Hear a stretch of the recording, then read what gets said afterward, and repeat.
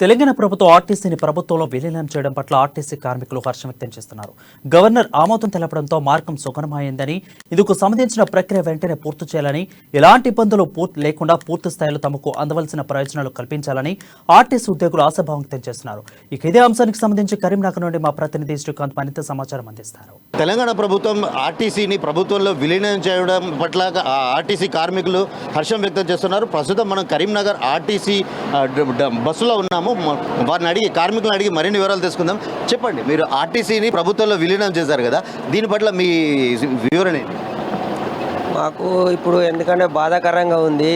విలీనం చేస్తామని ఆపేసే వరకు మాకు చాలా బాధాకరంగా ఉంది. మాకు చాలని జీతాలతోటి మేము చాలా కష్టపడుతున్నాం. భార్య పిల్లలతో పోషించుకోలేని పరిస్థితిలో ఉన్నాం. మేము మాకు ఎంత తొందరగా మాకు విలీనం చేస్తే గవర్నమెంట్లో మాకు చాలా సంతోషపడతాం. మన గవర్నర్ జర మా పట్ల దయచూచి మీ బిడ్డలం అనుకొని, మీ కొడుకులం అనుకొని మాకు గవర్నమెంట్లో విలీనం చేయాలని మేము కోరుచున్నాము. అదే ఇప్పుడే కాసేపటి క్రితమే గవర్నర్ కూడా ఆమోదం తెలిపిన పరిస్థితి అయితే నెలకొంది. అంటే దీని పట్ల మీరు ఎలాంటి సంతోషం వ్యక్తం చేస్తారు? మేమేమనుకుంటున్నామంటే, ఎట్లాగూ గవర్నరు మాకు సంతకం పెట్టి మాకు సంతోషపడుతుందని మేము మనస్ఫూర్తిగా అనుకుంటున్నాం. మేము చాలా సంతోషంగా ఉన్నాము. చేస్తుంది కానీ మాకు ఆ సంతోషాన్ని ఇట్లా ఉంచుతుందా లేకుండా బాధాకరంగా చేస్తుందా మాకు తెలియలేకపోతున్నాయి. అంటే ప్రస్తుతానికైతే ఇప్పుడే కాసేపటి క్రితమే గవర్నర్ ఆమోదం అయితే తెలపడం జరిగింది. అంటే ఇదంతా కూడా ఎన్నికల ముందు ఒక కేసీఆర్ ప్రభుత్వము ఒక ఆర్టీసీ ప్రభుత్వంలో విలీనం చేయడం పట్ల కొంత విశ్లేషకులు ఏమంటున్నారంటే, ఇదంతా ప్రభుత్వ రంగానికి సంబంధించిన ఆస్తులనన్నీ కూడా జప్తు చేసుకునే విధంగా ఆలోచనలు అయితే ఉన్నాయని చెప్పేసి విశ్లేషకులు చెప్తున్నారు. దీనిపై మీరేమంటారు? వారు చెప్పిన దానికి అనుకూలంగా మేము చెప్పేది ఏంటంటే, సంతోషమే. ఓకే, గవర్నర్ గారికి ఆర్టీసీ పక్షాన ప్రత్యేక ధన్యవాదాలు.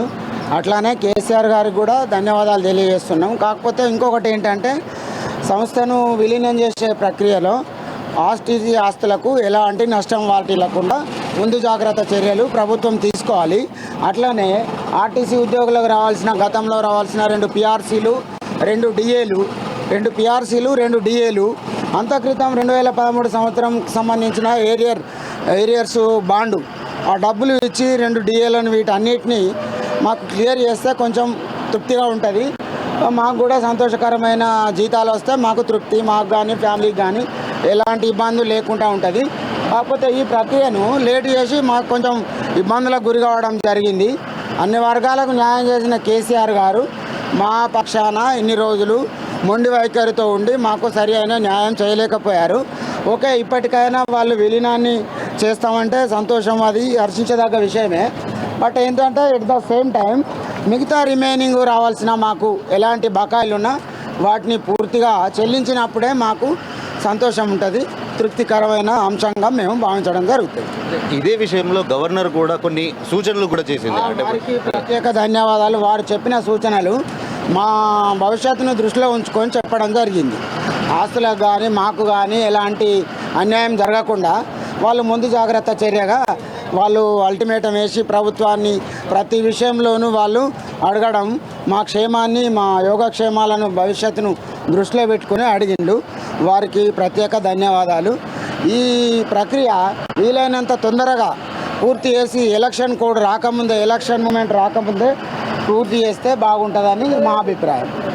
మొత్తానికి ఎలాంటి ఇబ్బందులు లేకుండా ఆర్టీసీని ప్రభుత్వంలో విలీనం చేయడము తమ ఎన్నాళ్ళుగానో కలగంటున్నారు. ఆ కళను కేసీఆర్ ప్రభుత్వము నిజం చేయడం పట్ల ఆర్టీసీ కార్మికులు అయితే హర్షం వ్యక్తం చేస్తున్నారు.